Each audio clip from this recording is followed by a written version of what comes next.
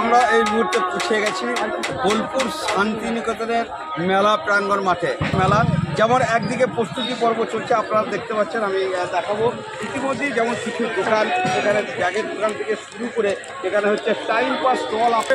বোলপুর শহরের শান্তিনিকেতনের যে বড় নাম করা মেলা, সেই শান্তিনিকেতনের মেলায় আমরা উপস্থিত হয়ে গেছি। ইতিমধ্যে সেই ছবি আমরা তুলে ধরছি, আর আপনার সেই ছবি সরাসরি দেখতে পাচ্ছেন এমবিএস নিউজের মাধ্যমে।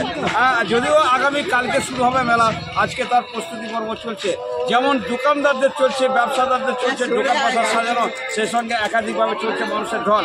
ইতিমধ্যে আজ থেকেই মানুষের ঢল নেমেছে এই মেলায়, সেই ছবি আমরা সরাসরি তুলে ধরছি এমবিএস নিউজে।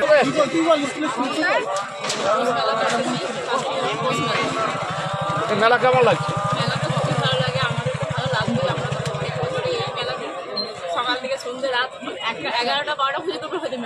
আগামী কাল তো মেলা শুরু, কিন্তু আজকে থেকে তো মানুষের ভিড় প্রচুর।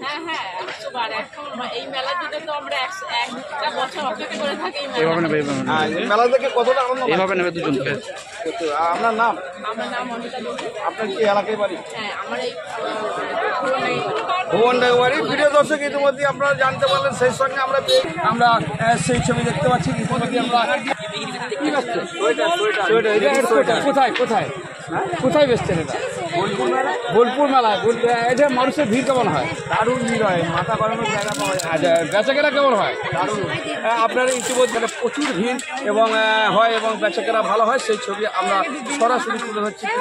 বীরভূম জেলা বোলপুর শান্তিনিকেতন একটা ঐতিহ্যপূর্ণ পৌষ মেলা হয়, আগামীকাল থেকে শুরু হচ্ছে। এই পৌষ মেলা উপলক্ষে প্রস্তুতি তুঙ্গে ঐতিহ্য বিভিন্ন দোকান থেকে সাজিয়েছে পশরা। এই দিনটা যেন 5 দিন ধরে মেলা চলবে।